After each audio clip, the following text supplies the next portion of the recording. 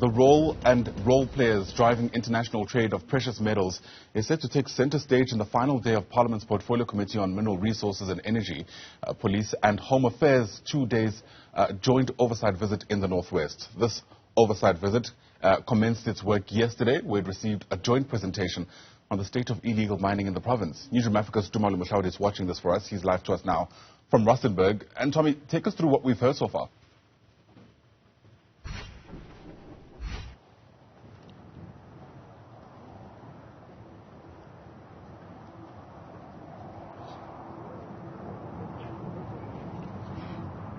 And I'm struggling to hear you. It's a bit windy out where I am, and in fact there seems to be some static affecting my earpiece. But what I can tell you about the last sitting of this particular standing committee into illegal mining in South Africa and the region, of course. I say the region because the role of the so-called Zamazamas, the illegal miners, also came into sharp focus, particularly the brutality with which they are terrorizing the affected communities.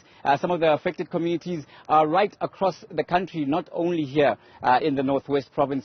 Free State is affected, KwaZulu-Natal is affected, Limpopo Province is affected, just to name a few. And we also heard some harrowing testimony from local community leaders who recounted how these Zamazamas have effectively taken over the communities with which they do the mining in. They are recounting stories of how the Zamazamas barge their ways into, make their ways into family homes and basically demand whatever they want and even assault and abuse the relatives and community members in the properties which they basically take over. That particular leader said that the only way this is to be stopped is to basically root out the corruption and collusion within the South African police services and the broader security cluster. So today we are expecting that this committee, as it wraps up its work, will look at the big fish. Now these are the big players who take the gold that is mined by the Zamazamas, and then they basically process it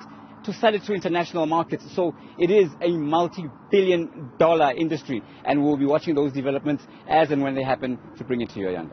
The ongoing concern, of course, Tommy, is the fact that police officers may very well be involved in what's taking place, given how extensive these networks are, and just how prevalent this problem has been in this country.